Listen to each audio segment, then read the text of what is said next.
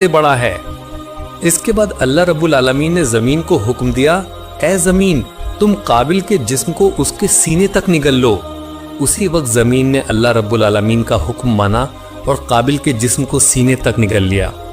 तब काबिल घबराकर और बेताब होकर अल्लाह के दरबार में दुआ करने लगा, ऐ मेहरबान मालिक, मैंने इब्लीस के बहकावे में आकर बिना सोचे समझे अपने भाई हाबिल को मार दिया और ये गलत काम किया।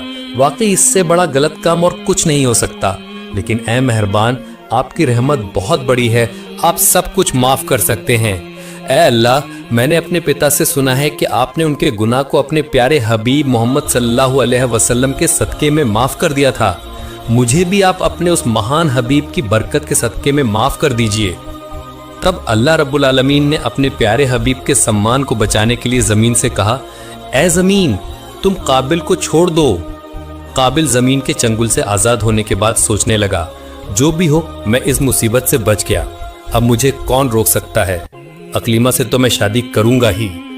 काबिल के इस तरह सोचने के साथ ही अल्लाह रब्बुल आलमीन का एक अजाब का फरिश्ता आया और उससे पकड़ लिया और उसे एक पहाड़ में कैद करके उसके सिर पर एक पत्थर से मारा।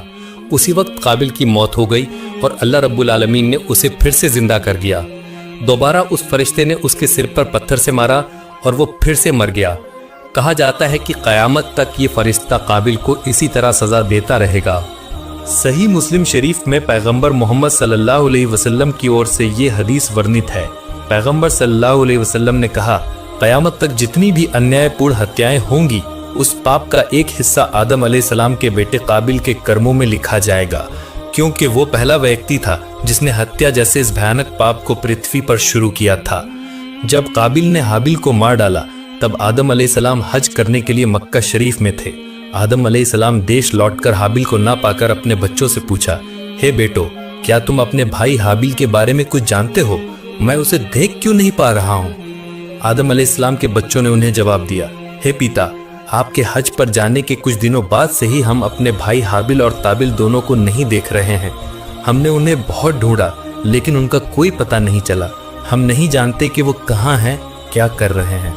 उनकी बातें सुनकर आदम अलैहिस्सलाम समझ गए कि जरूर काबिल ने हाबिल को मार डाला है और उसने तो उसे पहले ही मारने की धमकी दे रखी थी, और इस झगड़े का एकमात्र कारण उनके कुपुत्र काबिल की अन्यायपूर्ण जिद थी, ये वह जानते थे। इसलिए काबिल के कारण उनके मन में कोई दुख नहीं हुआ, लेकिन हाबिल को खोकर वे बिल्कुल शोकाकुल हो गए।